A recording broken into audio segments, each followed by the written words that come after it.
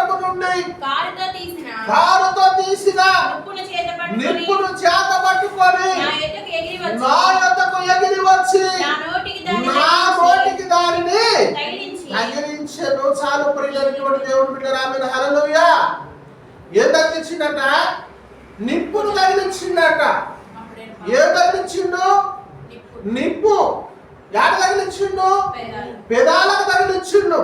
నా లోటిని కాల్చు, నా పెదవులను కాల్చు, నా ప్రవర్తనను కాల్చు, నా నడకని కాల్చు, నా ఉద్దేశాన్ని కాల్చు, నన్ను పవిత్రుడుగా నువ్వు మార్చగలని చెప్పేశానని ప్రార్థన చేస్తాను. ఇది నీ పెదవులకు తగిలిన కనుక నీ పాపమునకు ప్రాయశ్చిత్తమాయెను. ఆమేన్, హల్లెలూయా.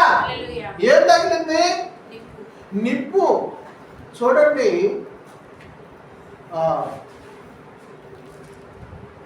మలాకి గ్రంథంలోకి వచ్చినప్పుడు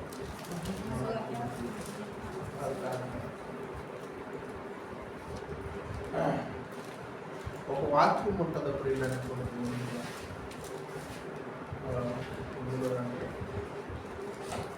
దేవి ఖండంలో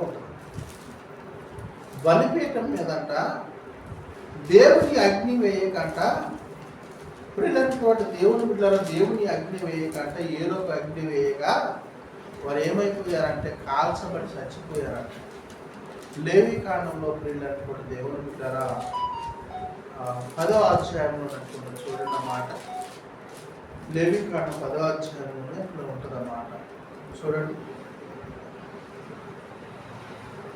యెహోవా సన్నిధి నుండి అగ్ని బయలుదేరి వారిని కాల్చివేసెను. వారు యెహోవా సన్నిధిన మృతి నొందిరి. అప్పుడు మోషే కింద చదువుతాడు, కొంచెం పై నుంచి చదువుకుంటాడు. అహరోను కుమారులైన నాదాబు అబీహులు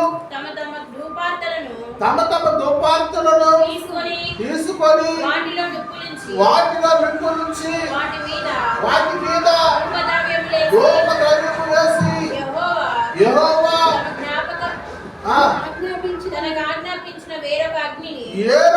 యెహోవా తనకు ఆజ్ఞాపించిన వేరొక అగ్నిని ఆయన సన్నిధికి యెహోవా సన్నిధి నుండి అగ్ని బయలుదేరి వారిని కాల్చి వేసిన మాట్లాడుతూ ఉన్నది. ఆమేన్, హల్లెలూయా.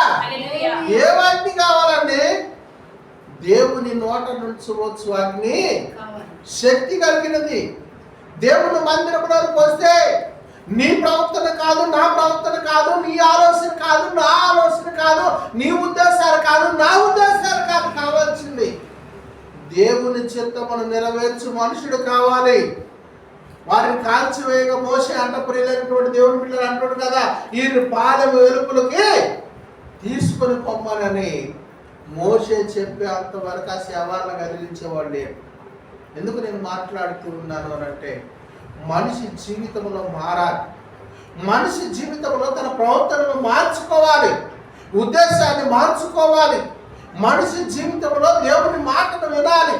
దేవుని యొక్క అగ్ని వచ్చి ప్రియులైనటువంటి దేవుని పిల్లల యెషయా పెదాలకు తగలగా పవిత్రుడిగా మార్చబడి ఇదిగో నీ పాపములు క్షమించబడి ఉండవని మాట్లాడబడ్డది.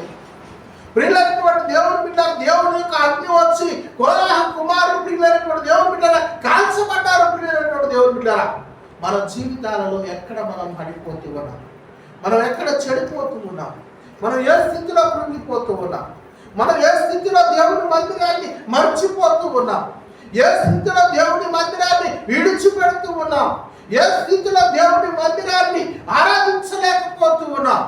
వాక్యము మాట్లాడుతూ ఉన్నది ప్రియులైనటువంటి దేవుని బిడ్డ. పాత నిబంధన గ్రంథమును వదులుకోని ప్రియులైనటువంటి దేవుని బిడ్డ, కొత్త నిబంధన గ్రంథం అంతా లేఖన గ్రంథం అంతా కూడా మాట్లాడుతూ ఉన్నది ఏంటి అంటే, మనిషి జీవితంలో తమ తమ పాపములను ఒప్పుకోమని మాట్లాడుతూ ఉన్నది.